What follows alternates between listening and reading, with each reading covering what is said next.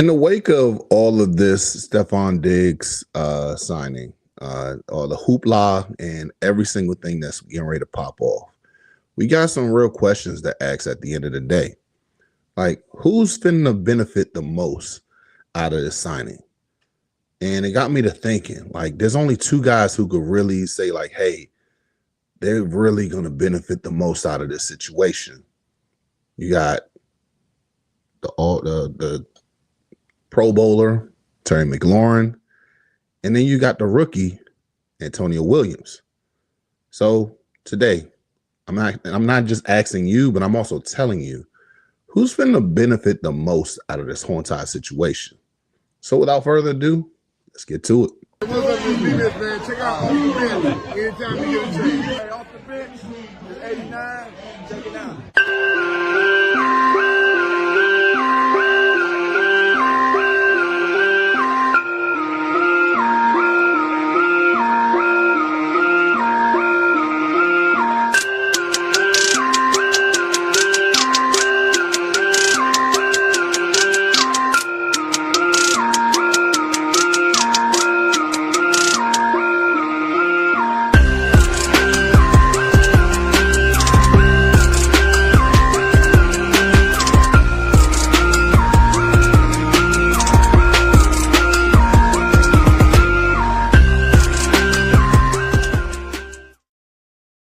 What up? What's good? What's happening? It's your boy Big Herb, and welcome to another episode of Off the Bench. We on the road to 1,000 subs. So before we go any further, do your homeboy a solid. Hit that like, hit that comment section to tell me what you think about today's topic. Hit that bell notification so you can be abreast of what's next, and subscribe to the channel. So today's topic, we have a lot to talk about as far as this situation. So the whole entire situation with Stefon Diggs being signed, which, like I've told you guys before, I'm a big fan of this. Stefon Diggs, not only is he one of the best receivers in the league, and to anybody who's saying that he's washed, just look at what he did last year. Coming off of an ACL tear and then going to being the leading receiver on a Super Bowl caliber team who was the runner-up. Then on top of that, he followed it up with he's only been in 55% of the offensive plays and got 1,000 yards, 85 catches, and 4 touchdowns. So let that just sit in for a second. And how productive he's been over the last 10 years of his career. I mean, starting off when he was with Minnesota, you got to think about Case Keenum. Case Keenum was just a journeyman quarterback. Took him all the way to the NFC Championship. I dare you to remember that whole entire miracle in Minneapolis. I mean, that was all Stefon right there. I mean, the production that he gave the whole entire time. And then I go ahead and tell you this. Think about the next spot where they pretty much ran him out for Adam Thielen and took him to Buffalo. Buffalo didn't know what's his name. You look at Josh Allen, who was trying to come into his own. But as soon as Stefon Diggs came, Stefon had one of the best seasons of his career. Need I say the best of his career? Flourishing many of times over 100 catches, 1,400 yards. I think at his peak, he had 11 touchdowns in that one season. In every single quarter, and Josh Allen's pretty much jumped up to the next level. Then you look at the situation where he was in Houston.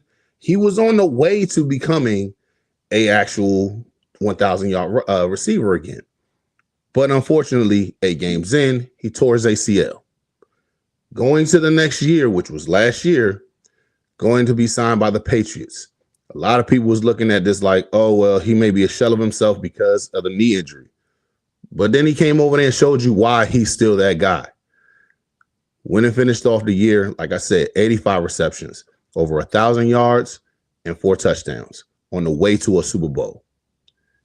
I mean, if you ask me, he's done every single thing that he possibly can to show you how dangerous he is as a receiver. But before we go any further, let's look at the comments real quick. Shout out to Small Talk ENT. Terry and A will benefit the most. And I'm going to let those let loose on show the entire if we go 3-0. No, I know what you meant by that. The first three games. Yeah, I'm taking it what you're putting down. But no, seriously. I mean, understand having Stefon Diggs on this team is definitely going to be beneficial to every single person on this team. It's going to be beneficial to Jaden. It's going to be beneficial to Terry, Antonio, Chiggy, everybody. He is going to put this team over the hump a little bit more. It's going to benefit the running game because you still have to go ahead and worry about that running game if he's out there on the field. So you can go ahead and have four. You can have two or three receiver sets out there. Go ahead and run the ball. Still, this is going to be still a running offense at the end of the day. But let's not act like he ain't that guy. He's still going to be. He's still going to put some. He's going to still benefit in this offense. My question is, out of these two guys, Terry McLaurin and Antonio Williams, who's going to benefit the most? So here's where I'll go ahead and tell you this. I'm gonna hold my answer until the end of the show, but this is what I want to put out to you. So for starters, Antonio Williams, here's how he benefits. Terry McLaurin is already an established wide receiver one. Stefon Diggs makes life easier for Terry, but Antonio Williams' role and development could change drastically because of the signing. Diggs is also expected to be a mentor to Williams and allow him to develop without the pressure of immediately being the number two option. So when I say that, I mean, you got to look at it like this. Why does he doesn't have to be the guy. Every single time that you look at a situation where you have a rookie receiver coming in, there's going to be times when they actually can't, they get pushed into the situation where I got to be the guy. I.e., look at how Terry's first year came in. I mean, we didn't even think that Terry was going to be that guy. He was going to be a special teamer guy. But then you look at how Jay Gruden was like, oh no, he's legit. We have to like stash him to the side. To where he had to be the number one receiver that his rookie year. And there was times where, I mean, we didn't have a quarterback to where he had to go out there and overdo everybody else. In this situation, he doesn't have to worry about that. And I mean, I'm looking at from this point right here. Instead of facing the number two receivers every week with the heavy workload, Williams can develop as a third receiver. The coaching staff can be selective in which snaps to put him in and situations where he can succeed. Also, with Stefon is the number one receiver, and Stefon Diggs is one of the NFL's best route runners. Antonio's game already revolves around precise routes and separation. Leading from Diggs every day, learning from Diggs every day could accelerate his growth more than almost any veteran mentor. So having that guy in there to go ahead and show him the ropes, because I mean, you look at how they came at, like he came in his rookie year, pretty much the same type build receiver. Was good at route running, has the same. He was what's the name? He was slated to be one of the best coming out. He also had the same build as far as like height, weight, and everything like that. He was speed. He has the speed. He has the route running ability. He has the height. Every single thing. And then, but the only difference is one got drafted in the third, the other one got drafted in the fifth. So in this situation, you also got to look at it like this, like. He's going to benefit so much by just sitting back and watching and actually still being in there. Because, I mean, you got Terry, who's already a Pro Bowler. You got, what's the name? Stefon, who is a fringe Hall of Famer. You got to double team one of these guys because the other one's going to eat, not to mention you still got Chiggy. So, I mean, at the end of the day, he's going to benefit a lot from this. Also, more favorable matchups. Defense now, like I said, had to account for Terry, Steph, Chiggy, and what's the name, Jaden Daniels' legs as well. And I'm just gonna go ahead and say it. Luke is gonna be another person that you gotta worry about as well. Bill is another person you gotta worry about as well coming out the backfield. So I mean, it's something that you really gotta worry about at the end of the day. I mean, that means Antonio's often draws the fourth best coverage player instead of the top corner. So when we go ahead and play somebody like who we playing this year, I'm trying to remember. Give me a defense that we got to worry about. The Eagles in the first one. You're going 1-on-1 with the third option. You don't have to worry about Cooper DeJean. You don't have to worry about what's name Quinyon Mitchell. He's going up against the third cornerback. And I felt good about it before we even signed Diggs. And I'm just being real. I'm not even trying to sugarcoat shit. I really felt like he was going to be that guy. He was going to be fine. But before we go any further, let me look at the comment section. Shout out to Small Talk ENT. Lou said it best. You want to die in a slow, painful death, but bet you want to put us on you. Put you at your misery. Bet either way, you're gonna die. Which one do you want to get? But no, I'm looking at it from the standpoint like this, man. He's gonna benefit so much from this situation. He doesn't have to do so much. He's just sitting back, learning from both of them, and showing out whenever he gets a chance. Because let's be real. Jaden's going to throw Jaden's favorite receiver is the open one, unless you're a tight end. So Zach Ertz, I mean, he pretty much showed us why he was his favorite target. But also look at the situation what's going on. This last part right here. Less pressure equals more efficiency. Instead of needing 8 to 10 targets to make the impact, Antonio can thrive on third downs, slot opportunities, red zone packages, and play action crossers. Those are the high value touches for a rookie. Because when we benefit from the situation to where it's like, hey, 3rd and 5, and the defense is already like, hey man, we got to look at Steph. We got to go ahead and look at Terry. Which one are we going to go ahead and do this? Oh shit, we still got to go worry about Chiggy. And this is where Antonio just eats. Because you're going to, the third receiver, the third corner, or a linebacker, which one you want to choose? He's going to eat. I'm telling you, it's going to be so beneficial. But also, let's not forget about Scary Terry. How does Terry benefit?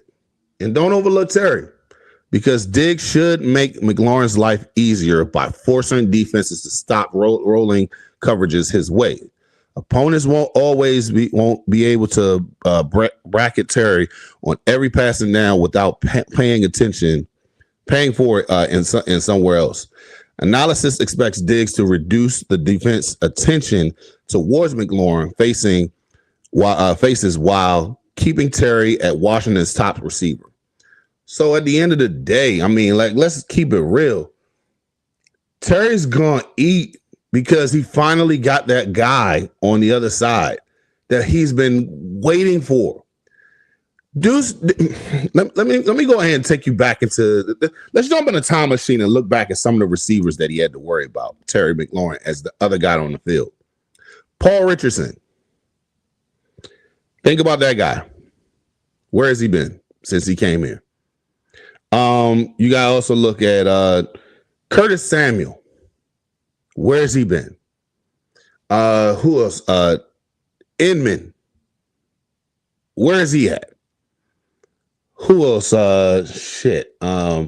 We have so many guys that came through here and in and out. Shit. What's the guy who Antonio Gandy Golden?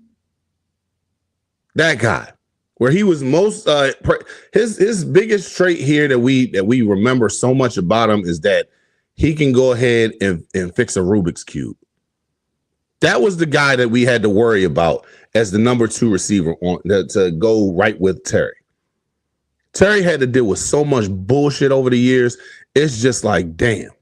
But going to the comment section real quick. Shout out to Awesomeness Sports. She says, facts.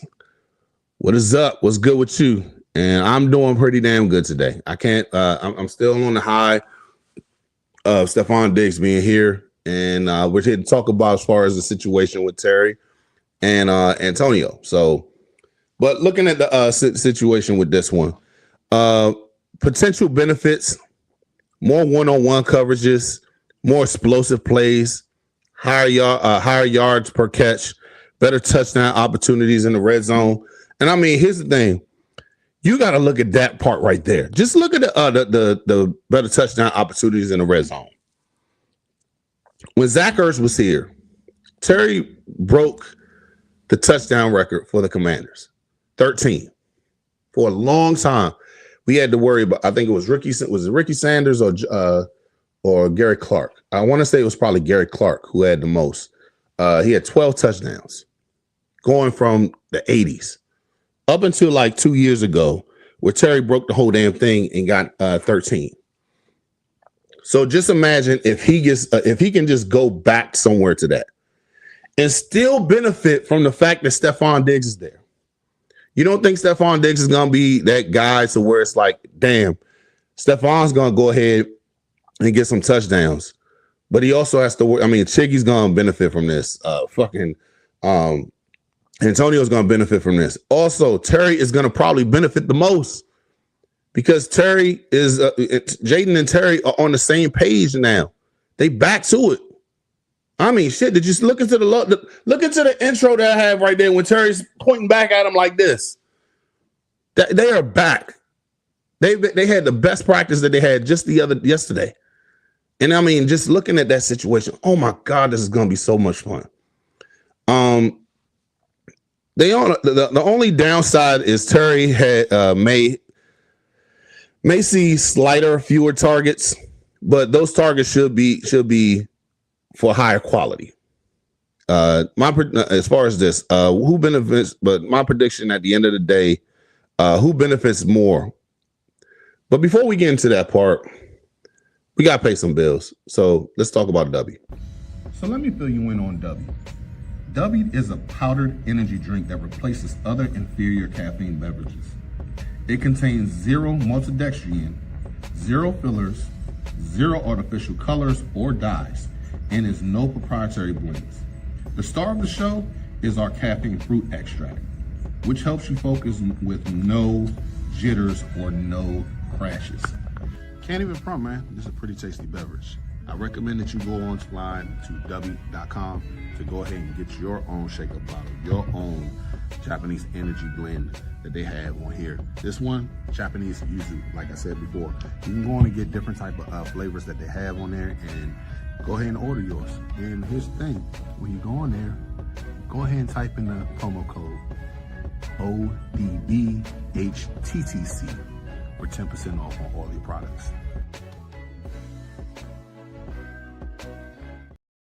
Be sure to secure the dough with W by putting in the promo code ODBHTTC for 10% off on the whole entire website. But here's where we go to my projection. And before we go any further, I just want to go and say to you guys as well, thank you for tuning in. Make sure you hit that bell notification so you can be abreast of what's next and hit that subscribe button while tapping on the like button. But I want to hear from you guys too. I want to hear why who do you think is going to benefit the most from this situation? Obviously, Terry can go back to the whole entire all-pro situation. But as far as because nobody's going to sit there and double him anymore. You have to worry about Stefon Diggs at the end of the day. You have to worry about Chiggy at the end of the day. You have to worry about Antonio at the end of the day. He's going to eat. Let's keep that real for a second. Let's sit there and have a serious conversation. Terry's going to eat in this offense. He's already going to see 10 catches per game and all that. What Blau said to him already. Blau, I don't take Blau as skipping out on his promises off of this, because now at the situation, he's got to go ahead and feed him because you have to worry about Stefon Diggs. And the beauty of Stefon Diggs being here, he's such a team-oriented guy. And here's the thing: just look at the track record. He was good in Minnesota. He didn't have any. All right, so he had maybe a back and forth with Josh Allen, but at the same time, you look at the situation with Buffalo. Buffalo has dropped big time games so many times, and I'm not even trying to just shit on them right now. I'm just keeping it a buck. He had issues back and forth with him a lot, but when he went to the next spot, when he went to Houston, he didn't have any issues. He tore his ACL. So yeah, he had an issue, but it wasn't like team oriented type shit. And then you look at last year. All honesty, if it wasn't for the line actually getting boat raced and dog walked the whole entire Super Bowl, and let's keep it a buck, Drake May did not do shit in the playoffs. Stefon was killing it.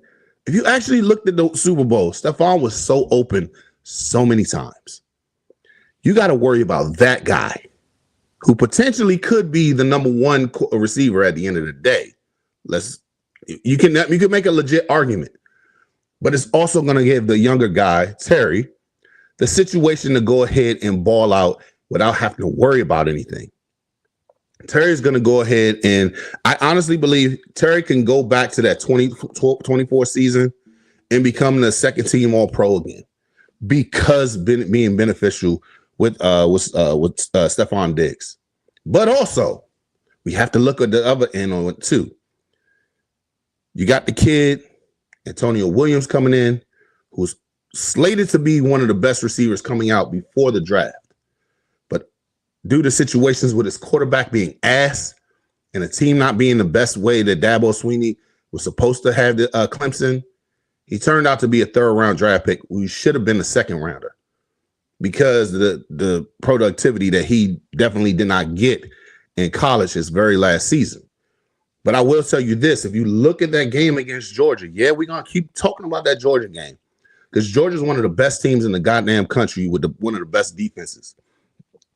He was in his bag that game. I want to say his stat line was like 7 catches for like 85 yards. And he was productive, constantly getting open. I had a catch on the sideline that I will never forget. That was beautiful. Chef's kiss. Did a damn good job. But then we got to look at the situation when he comes in and yeah, he has to learn the playbook. He has to learn the NFL. He has to work. He doesn't have to be pushed in a situation where he's just like, damn, I'm overwhelmed by this. Hey, Rook, don't worry about us. We got this shit. So all I need you to do is learn your routing, get open, and what's the name? JD's going to find you. JD's going to find the best receivers available. He's going to find a receiver that's open.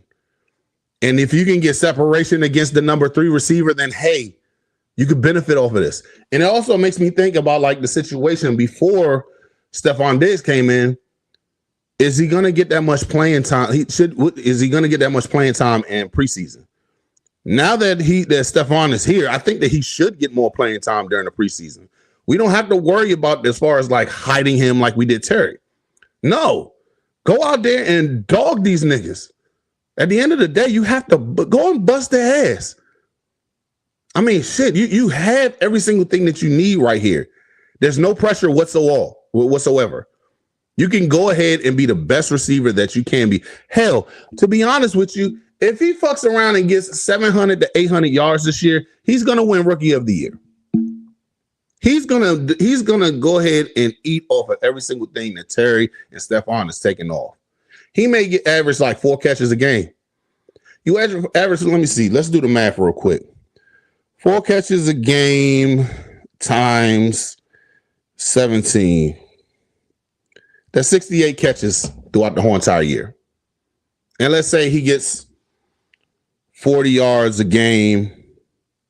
That's 680 yards for let's say give or take 5 touchdowns. And I'm just looking at the situation as far as with all the other wide receivers in the league right now, that's rookies. I don't know if they're gonna benefit from the situation that he's having right now. And let's say he has that one breakout game to where it's like, hey, you worrying about these two so much that this one right here is the one you got to worry about. He's going to flourish so much in this offense that I'm telling you, having both of these guys in front of him, Terry and Steph, it's not going to matter. It's not going to stunt his development at all. He's going to benefit probably the most out of this whole situation. But I'm going to go ahead and say this.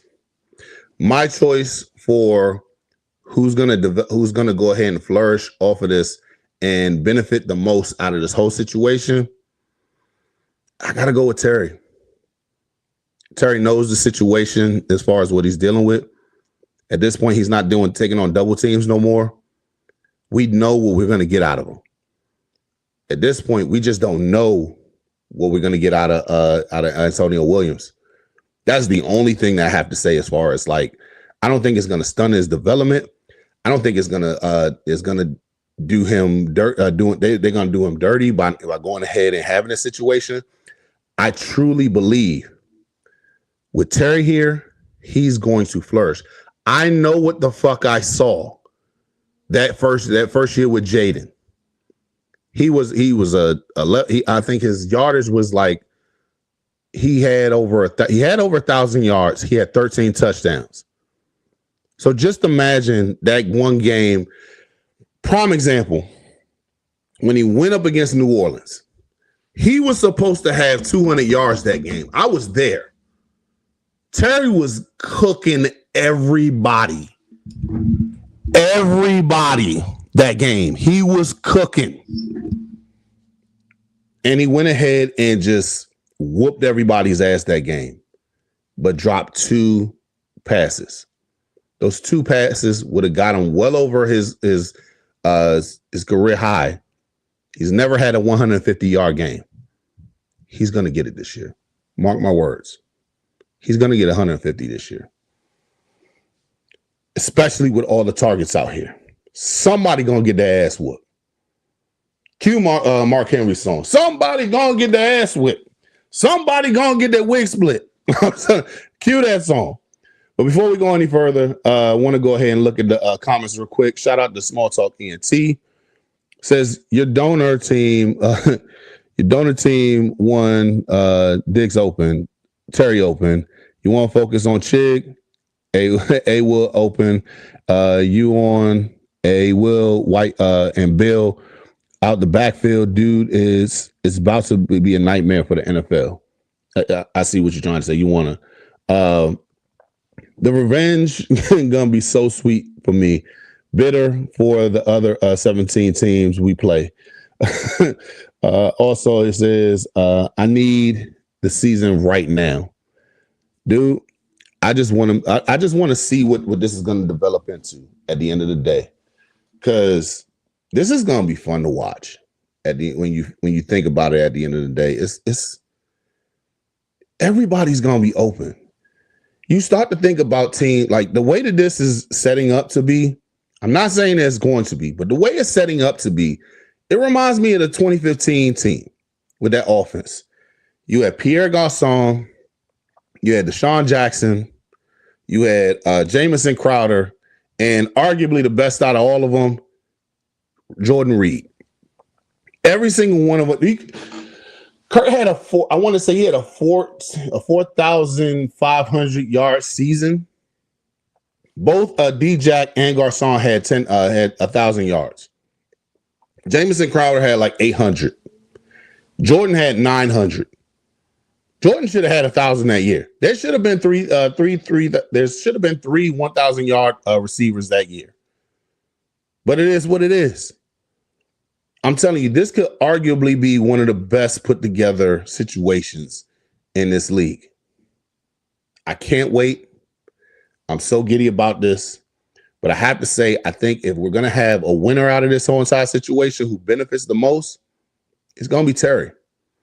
Terry is going to go ahead and get back into his bag. He's back to where he's supposed to be. And on top of that, let's just keep it real. He's already shown us he's an all pro. He just needed that one person to unlock it because he's taking all of the brunt. Just imagine all those times where he was able to go ahead and catch it, outrun that one defender, but then gets caught up by the safety.